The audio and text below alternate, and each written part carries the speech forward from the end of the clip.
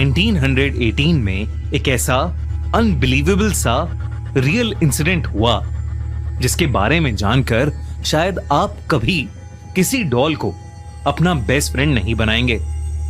ये कहानी है 17 साल के इकीकी सुजुकी और उसकी बहन किकुको चैन की। नन्ही सी किकुको का बर्थडे आने वाला था और वो 4 साल की होने वाली थी। उसका भाई इकीकी अपनी प्यारी सी बहन को एक यादगार बर्थडे गिफ्ट देना चाहता था, पर उनकी फैमिली गरीब थी। इकीकी के पिता एक मजदूर थे जो हर रोज छोटी मोटी नौकरियां करके घर चलाते थे और उसकी मां सिलाई का काम करती थी। इस साल की कोको ने जिद पाल ली थी कि उसे अपने जन्मदिन पर एक सुंदर सी डॉल चाहिए जो उसकी सबसे अच्छी दोस्त बन सके। लेकिन पैसों की कमी होने की वजह से उसके पेरेंट्स ने साफ इनकार कर दिया था। लेकिन इकीकी अपनी बहन से बहुत प्यार करता था। वो उसकी उदासी बर्दाश्त नहीं कर सकता था। पूरे 1 महीने तक छोटे छोटे काम करके इकीकी ने पैसे इकट्ठे किए। वो बाजार में अपनी बहन के लिए एक सुंदर सी डॉल ढूंढ रहा था कि तभी एक शॉप की विंडो पर उसकी नजर एक ट्रेडिशनल जापानीज डॉल पर पड़ी। वो डॉल बाकी किसी डॉल से बिल्कुल अलग थी। उसके चेहरे पर एक अजीब सी शांति थी, लेकिन उसकी आंखें इतनी गहरी मानो वो सब देख रही हों। एक दिन उन्होंने डिसाइड किया कि वो उस डॉल को कहीं फेंक आएंगे। इकीकी के पापा ने पास के मैदान में जाकर उस डॉल को गाड़ दिया। लेकिन फिर उस रात कुछ ऐसा हुआ जिससे उन सब का दिल दहल गया। उस रात तीनों एक ही कमरे में सो रहे थे। तभी उनकी नींद किसी के जोर से दरवाजा पीटने की आवाज से खुली। ऐसा लग रहा था कि कोई अंदर आना चाहता है, जैसे वो कोई किकुको हो जो दरवाजे के बाहर दर्द में चीख रही है और उन्हें अपने पास बुला रही है। धीरे धीरे वो दरवाजा पीटने की आवाज इतनी तेज हो गई कि पूरा घर हिलने लगा, जैसे कोई अर्थक्वेक आया हो। और फिर कुछ देर बाद सब कुछ शांत हो गया। इकीकी के पापा ने बड़ी हिम्मत करके दरवाजा खोला तो उन्होंने देखा कि ओकीकू डॉल खुद चलकर उनके सामने आकर खड़ी हो गई है। वो चीखना चाहते थे पर उनके मुंह से कोई आवाज ही नहीं निकल रही थी।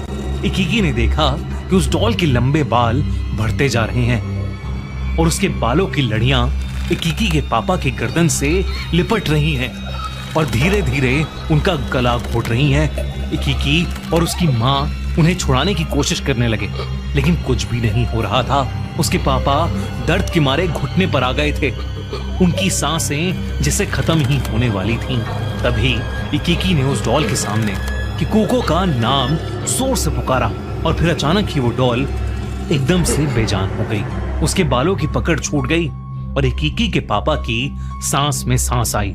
उसके बाद से जब भी वो ओकीकू डॉल को फेंकने की क्या उससे छुटकारा पाने की कोशिश करते, वो वापस आ जाती। 1918 में एक ऐसा अनबिलीवेबल सा रियल इंसिडेंट हुआ जिसके बारे में जानकर शायद आप कभी किसी डॉल को अपना बेस्ट फ्रेंड नहीं बनाएंगे। ये कहानी है 17 साल के इकीकी सुजुकी और उसकी बहन किकुको चैन की। नन्ही सी किकुको का बर्थडे आने वाला था और वो 4 साल की होने वाली थी। उसका भाई इकीकी अपनी प्यारी सी बहन को एक यादगार बर्थडे गिफ्ट देना चाहता था, पर उनकी फैमिली किकुको के पेरेंट्स घर पर नहीं थे और खिड़कियां भी बंद थीं। इसलिए इकीकी को समझ ही नहीं आया कि ये कैसे हो गया। पर उस दिन ओकीकू डॉल को वापस शेल्फ पर रखते वक्त इकीकी ने एक अजीब सी बात नोटिस की। उस डॉल के बाल जो उसकी गर्दन तक आते थे अब लंबे होकर उसके कंधे तक आ रहे थे। बल्कि पहले उस डॉल के बाल काले थे पर अब उनमें ह्यूमन हेयर की तरह ब्राउन शेड आ रहा था और वो एंड से स्प्लिट भी हो रहे थे।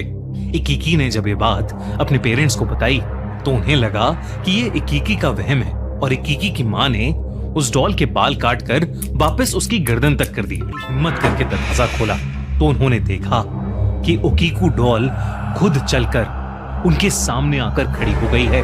वो चीखना चाहते थे पर उनके मुंह से कोई आवाज ही नहीं निकल रही थी। इकीकी ने देखा कि उस डॉल के लंबे बाल बढ़ते जा रहे हैं और उसके बालों की लड़ियां इकीकी के पापा के गर्दन से लिपट रही हैं और धीरे धीरे उनका गला घोट रही हैं। किकी और उसकी माँ उन्हें छुड़ाने की कोशिश करने लगे, लेकिन कुछ भी नहीं हो रहा था। उसके पापा दर्द के मारे घुटने पर आ गए।